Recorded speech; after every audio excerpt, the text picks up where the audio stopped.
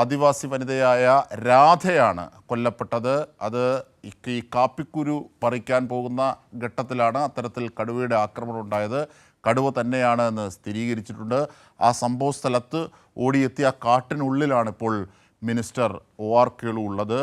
അദ്ദേഹം നമ്മളോട് പറഞ്ഞത് പകുതി ഭക്ഷിച്ച നിലയിലാണ്.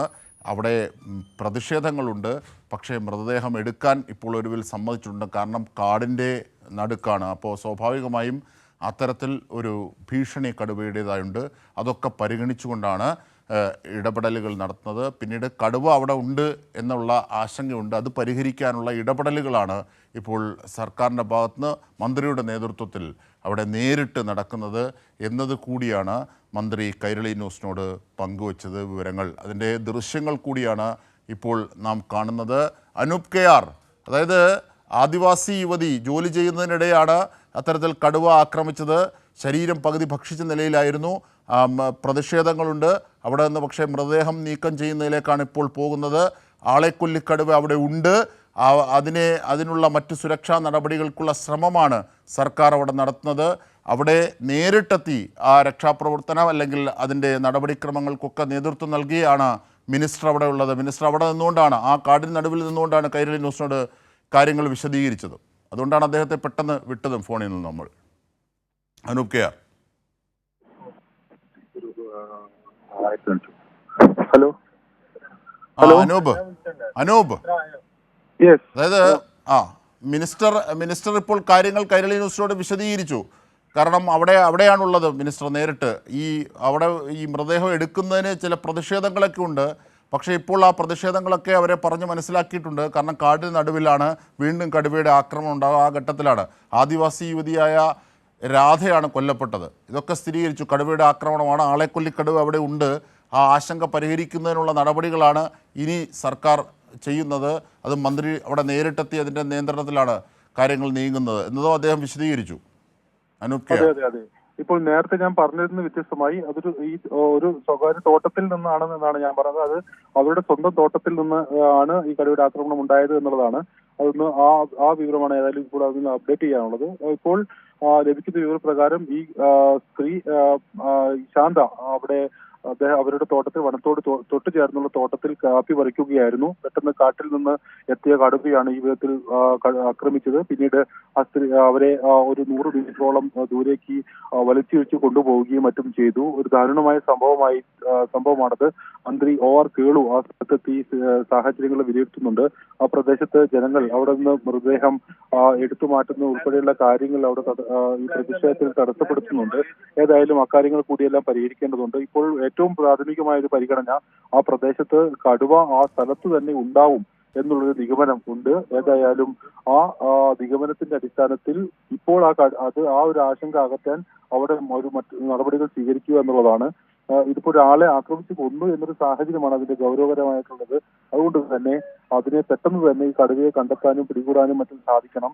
ആ കടുവ ഈ വനത്തിലേക്ക് തന്നെ പിന്തിരിഞ്ഞിട്ടുണ്ടെങ്കിൽ അത്തരം ശ്രമങ്ങൾക്ക് അത് തടസ്സമാക്കും. അങ്ങനെയാണെങ്കിൽ വലിയ നിരീക്ഷണവും ഒക്കെ ഉൾപ്പെടെ അവിടെ ഏർപ്പെടുത്തേണ്ടിയും മറ്റും വരും. ഏതായാലും ഇപ്പോൾ അതെല്ലാം ആ വിധത്തിൽ പരിഹരിക്കാനുള്ളൊരു ശ്രമം ഇപ്പോൾ നടക്കുകയാണ്. ഏതായാലും പെട്ടെന്ന് തന്നെ അതെല്ലാം ആരംഭിക്കുകയും ആ ഒരു ശ്രമം പെട്ടെന്ന് തന്നെ പൂർത്തീകരിക്കാനും മറ്റും കഴിയുമെന്നാണ് പ്രതീക്ഷിക്കുന്നത്. ഏതായാലും മന്ത്രി OR കേളു ഈ സാഹചര്യമെല്ലാം വിലയിരുത്തി സ്ഥലത്തുണ്ട്. അദ്ദേഹം ഇതുമായി ബന്ധപ്പെട്ട വനോദ്യോഗസ്ഥർക്ക് കൃത്യമായ നിർദ്ദേശങ്ങളും മാർഗനിർദ്ദേശങ്ങളും എല്ലാം നൽകുന്നുണ്ട്.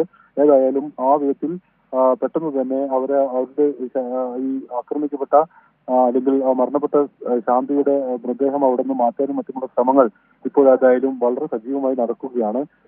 ഇപ്പോഴും ഒരു ആശങ്ക നേരത്തെ സൂചിപ്പിച്ചതുപോലെ അവിടെ ഉണ്ട് എന്നുള്ളതാണ്. ആ കടുവയെ സാന്നിധ്യം സംബന്ധിച്ചാണ് ആ ആശങ്ക.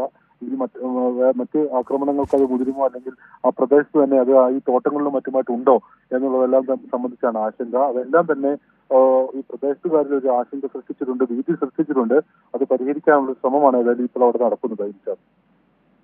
തീർച്ചയായും. കാരണം ഈ പ്രദേശത്ത് നേരത്തെയും ഇത്തരത്തിൽ പ്രശ്നങ്ങളുണ്ട്.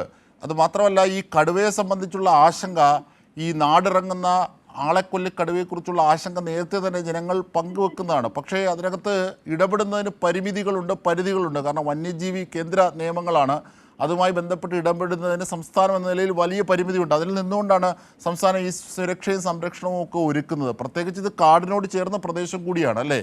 ഈ ആദിവാസി യുവതി ജോലി ചെയ്തുകൊണ്ടിരുന്ന ഇവരെ കടിച്ച് പുറത്തേക്ക് കൊണ്ടുപോവുകയും ഏറെ വലിച്ചു കൊണ്ടുപോവുകയും ശരീരഭാഗങ്ങൾ കുറച്ച് ഭക്ഷിച്ച നിലയിലുമൊക്കെയാണ്. അങ്ങനെയാണെങ്കിൽ വീണ്ടും ആ കടുവ അവിടേക്ക് എത്താനുള്ള സാധ്യത കൂടി ഉണ്ട്. അതൊക്കെയാണ് ആശങ്ക. അനൂപ്, തീർച്ചയായും അത് വലിയൊരു ആശങ്ക തന്നെയാണ്. ഈ പ്രദേശത്ത് ഇപ്പോൾ ഉള്ള ഈ സാഹചര്യം ആശങ്ക സൃഷ്ടിക്കുന്നത് തന്നെയാണ്. വലിയ ഗൗരവകരമായ സാഹചര്യം ഈ പ്രദേശത്ത് ഏതായാലും അത് സൃഷ്ടിക്കുന്നുണ്ട്.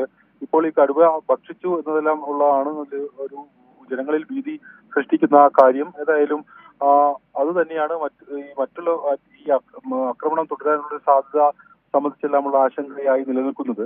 പെട്ടെന്ന് തന്നെ ഈ കടുവയെ പിടികൂടാനുള്ള ഒരു തീരുമാനത്തിലേക്ക് പോകുന്നതും അതുകൊണ്ട് തന്നെയാണ്.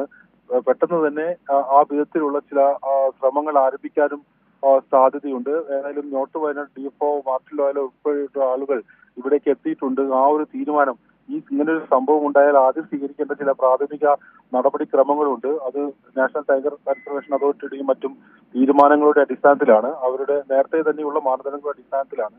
ഏതായാലും ആ മാനദണ്ഡങ്ങൾക്ക് അനുസൃതമായിട്ടായിരിക്കണം ഭാവി നടപടികൾ വനവകുപ്പിന് സ്വീകരിക്കാനാവുക. ആ വിധത്തിൽ ഉള്ള നടപടികൾ സ്വീകരിച്ചു വരികയുമാണ്. നമുക്കറിയാം, ഈ കടുവ ഒരാളെ ആക്രമിക്കുകയോ പിടികൂടുകയോ ചെയ്താൽ ആ പ്രദേശത്തെ ഈ ഒരു സാധാരണ ഒരു സ്ഥിതിയിൽ അല്ലെങ്കിൽ ആ ആശങ്കയെ അകറ്റാനുള്ള നടപടികൾ വനവകുപ്പിന്റെ ഭാഗത്തു നിന്ന് തൽക്ഷണം തന്നെ ഉണ്ടാവേണ്ടതാണ്. ആ വിധത്തിലുള്ള ഇടപെടലാണ് ഏതായാലും ഇപ്പോൾ ഇവിടെ നടക്കുന്നത്. ഈ കടുവയെ പിടികൂടുക എന്നുള്ളതായിരിക്കും പ്രാഥമികമായി വനവകുപ്പിന് പൂർത്തീകരിക്കാനുള്ള ദൗത്യം. ആ വിധത്തിൽ ഒരു മനുഷ്യന്റെ ജീവന് തന്നെ അപായമാവുന്ന വിധത്തിൽ ആ ഭീതി ഉയരുന്ന സാഹചര്യത്തിലാണ് അത്തരമൊരു തീരുമാനത്തിലേക്ക് ഏതായാലും വനവകുപ്പ് കടക്കുന്നത്.